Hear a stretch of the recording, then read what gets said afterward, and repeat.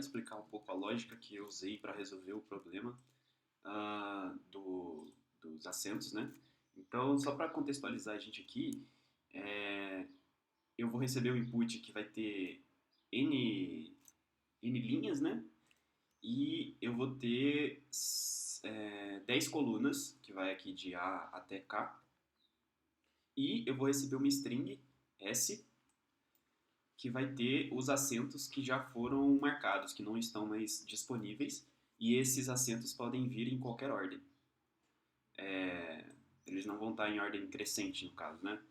Ah, beleza. E daí, a minha ideia aqui, o propósito, é que eu consiga alocar o máximo possível de famílias de 4 pessoas, baseando-se na seguinte regra, de que ou eles precisam ficar todos juntos, ou seja, nessa coluna aqui de D até G, ou se eles forem ficar separados, que fiquem dois de cada lado.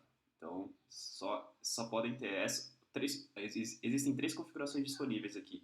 Essa e essa daqui. E, obviamente, que se toda a linha estiver disponível aqui do B até o J, eu vou ter 2 famílias disponíveis, não 3, né? Então, basicamente, esse é o problema. Para resolver ele, o que eu pensei? Como a gente precisa ter 4 pessoas, eu pensei em separar no número máximo de intervalos que eu vou ter possíveis para poder criar uma fileira disponível. Então, eu vou poder dividir minha família de 4 pessoas em grupos de 2, basicamente. Então, é como se eu pudesse ter um grupo de 2 aqui, como se eu pudesse ter um grupo de 2 aqui, um grupo de 2 aqui e um grupo de 2 aqui também. Então, seguindo nessa lógica, a minha proposta aqui era de que eu vou analisar todas as linhas, então aqui eu teria a linha 1 e depois eu teria aqui a linha 2 com os outros assentos, e eu ia verificar, fazer um loop pelas colunas, verificando se eu tenho pares aqui de itens entre o B e o C, e se eu não tiver, por exemplo, se, sei lá, esse cara aqui tiver disponível, então aqui eu vou ter somado um item do meu par e aqui eu não vou conseguir completar o meu par. Então eu vou zerar a possibilidade desse par aqui como um todo. E daí se eu vier para cá, para esse item de cá, por exemplo, ah, e esses 2 caras estiverem disponíveis, então eu vou ter um par disponível. Eu vou ter um conjunto de itens unitários ali disponível. E se eu continuar meu loop e esses 2 caras estiverem disponíveis, por exemplo, eu vou ter um outro par disponível. Então eu vou ter mais um. E esses 2 caras juntos vão fornecer para mim uma família. Então aqui eu vou somar o número de famílias possíveis. Aqui vou ver isso aqui. Então aqui eu vou ter de fato mais uma família possível aqui para mim. E daí, vamos supor que essa mesma linha, esses 2 caras aqui estavam disponíveis também. Só que como no final dessa linha eu só vou ter um par disponível, então eu não vou conseguir juntar ele com o outro. Então eu meio que ignoro a existência desse cara aqui e daí eu partiria para a próxima linha, né? Então, com essa metodologia, eu conseguiria abarcar todas as possibilidades de assentos disponíveis e conseguiria fazer esse código com uma complexidade uh, um O de n, né? Sendo um n o número de fileiras, e seria na verdade um O de m vezes n, né? Onde m seria o número de colunas que eu vou ter aqui, que no caso vai ser 10, né? Então seria uma complexidade de 10n, digamos assim, né? Já que para cada linha eu vou fazer um loop por cada item da minha matriz, né, digamos assim. Então, basicamente, essa é a proposta. Eu não sei se deu para ficar exatamente claro o que eu queria, mas o código eu já tinha implementado, então, passando por aqui, acho que vai ficar mais claro, né? Então, é o seguinte.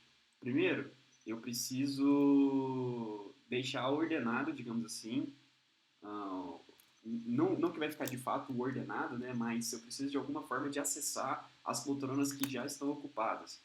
Como elas vão vir sempre no formato de strings, como esse daqui, por exemplo, a minha estratégia aqui foi montar um dicionário, né, montar uma hash table, adicionando como propriedade cada um dos acentos.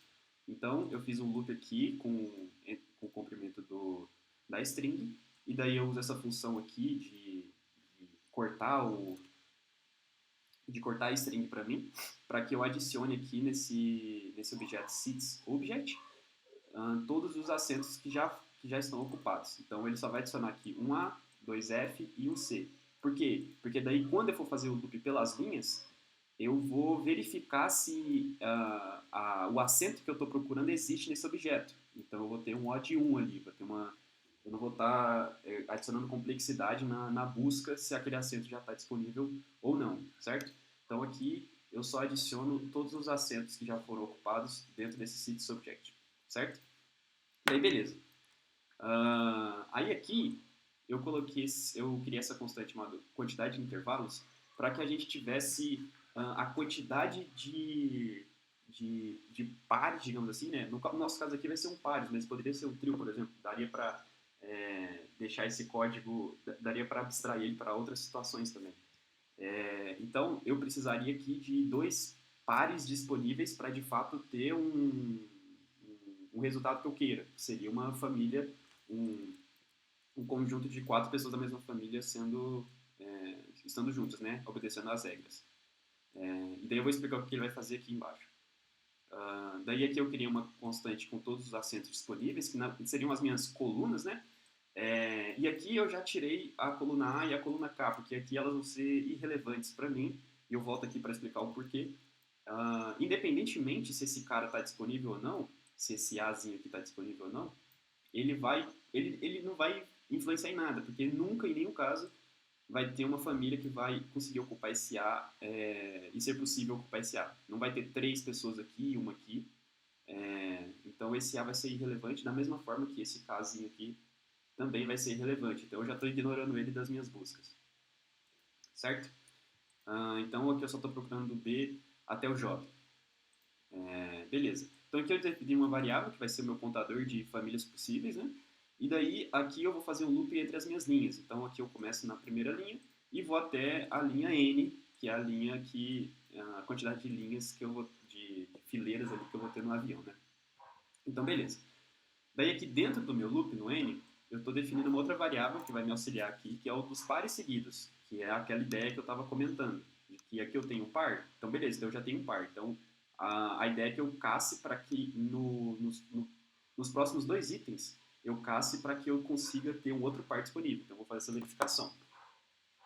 Então é o seguinte, daí dentro do item 1 aqui, do item I, eu vou fazer um outro loop que vai percorrer os meus assentos disponíveis, que vai percorrer esses caras aqui, né? Então é um número limitado ali de itens que eu vou percorrer, e ainda eu vou percorrer com j mais 2, ou seja, vai ser um comprimento dividido por 2 que eu vou percorrer. Porque esse 2 aqui poderia ser um 3, poderia ser um 4, enfim, depende, daria para fazer com outro tipo de propostas aqui pro exercício. E daí, beleza. Aí a ideia é o quê? Eu vou verificar se lá no meu objeto de assentos que já foram ocupados, se existe essa fileira que eu estou olhando agora. Então, eu vou procurar pela linha I, que no caso aqui no período seria o 1, né? Então, eu estou procurando se lá dos assentos ocupados, se lá tem o assento 1, e aí aqui eu procuro o primeiro item do array, desse array aqui. Então eu vou pegar o primeiro item dele, no caso aqui o J vai ser igual a 0, né? Então eu vou olhar o B. Então eu vou estar procurando se lá vai ter a fileira 1B e a fileira aqui, 1C, que no caso vai ser a que eu vou procurar aqui, que seria a J mais 1, certo? E daí aqui eu vou estar fazendo uma verificação se todos esses caras estão disponíveis. Ou seja, esse aqui precisa estar disponível e esse aqui precisa estar disponível para que esse par como um todo funcione. Certo? Então, se os 2 itens estão disponíveis, que é o que eu estou perguntando aqui, se os dois itens estão disponíveis, então eu tenho um par seguido aqui. Então eu já tenho um par formado. Então eu somo 1 nessa variável auxiliar que eu criei. Se ele não for um par disponível, então automaticamente eu já retorno meus pares seguidos para zero. Porque eu vou ter que recomeçar minha contagem, porque eu vou precisar voltar no meu item. Então, aqui seria como se, sei lá, vamos supor que o B e o C estava disponível, mas aí o D não estava. Então, aqui eu tinha um par disponível e aqui eu não tinha nenhum. Então, aí eu zero minha contagem de pares seguidos, porque daí agora o único caso de famílias possíveis vai ser do F até o J. Vai ser o único caso possível para essa fileira. Então, voltando aqui, no final desse loop que eu estiver olhando para essa fileira e essa coluna, eu vou perguntar se a quantidade de pares seguidos é igual à quantidade do intervalo que eu quero. Ou seja, eu quero perguntar se eu vou ter dois pares seguidos consecutivos.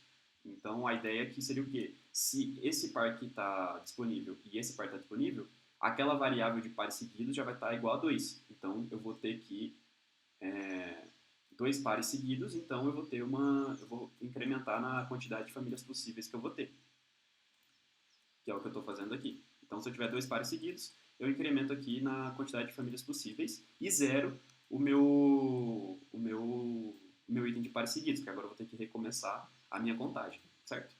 Então, essa basicamente é a proposta, é bem, bem simples, na verdade, né? Um jeito de olhar pensando na quantidade de, de subproblemas que eu posso ter aqui.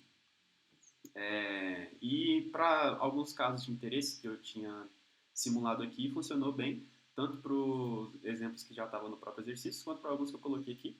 Ah, e é isso, basicamente. A complexidade aqui também ficou bem, bem simples, né? Mas também o problema não é muito complexo, afinal, tanto o nosso N não pode ser muito grande, que a gente está lidando com o avião, e o nosso S também não pode ser muito grande também.